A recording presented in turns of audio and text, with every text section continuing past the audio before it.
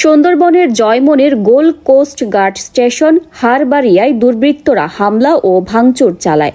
প্রতিনিধি কাজী আতিক জানান, বৃহস্পতিবার 11 জুন 2026 বিকালে কোস্টগার্ড মিডিয়া কর্মকর্তা লেফটেন্যান্ট কমান্ডার সাব্বির আলম সুজন এ তথ্য জানান।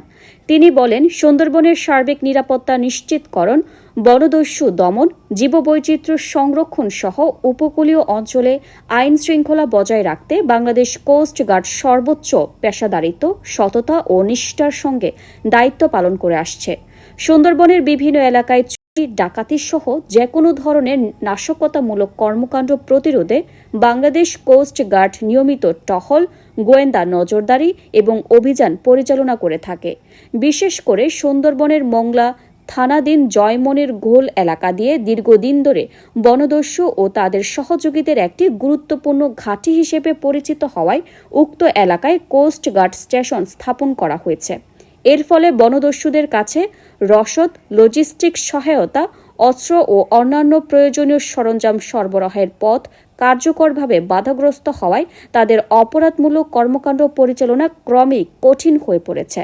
স্বাভাবিকভাবে বনদস্যু ও তাদের সহযোগীরা উক্ত এলাকায় কোস্ট গার্ডের উপস্থিতি চায় না। আজ 11 জুন জয়মনির গোল এলাকায় অবস্থিত বাংলাদেশ কোস্ট গার্ড স্টেশনে একদল দুর্বৃত্ত অতর্কিত হামলা ও ভাঙচুর চালায়। এতে দায়িত্ব পালনরত কয়েকজন কোস্ট গার্ড সদস্য আহত হন।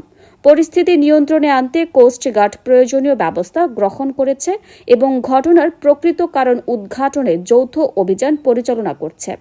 একই সঙ্গে ঘটনার সঙ্গে জড়িতদের শনাক্ত ও আইনের আওতায় আনতে প্রয়োজনীয় ব্যবস্থা গ্রহণ করা হচ্ছে। কিছু স্বার্থান্বেষী মহল ও অসাধু চক্র নিজেদের অপকর্ম পরিচালনার সুবিধার্থে উক্ত স্থান থেকে কোস্টগার্ডকে সরিয়ে দেওয়ার লক্ষ্যে পরিকল্পিতভাবে হামলা, ভাঙচুর, অপপ্রচার এবং বিভ্রান্তিমূলক কর্মকাণ্ড পরিচালনা করছে। বাংলাদেশ কোস্টগার্ড স্পষ্টভাবে জানায় যে, কোনো ধরনের অপপ্রচার, বিভ্রান্তিমূলক প্রচারণা কিংবা কুচক্রী মহলের ষড়যন্ত্র বাহিনীর চলমান দায়িত্ব পালন ও অভিযানিক কার্যক্রমকে ব্যাহত করতে পারবে না।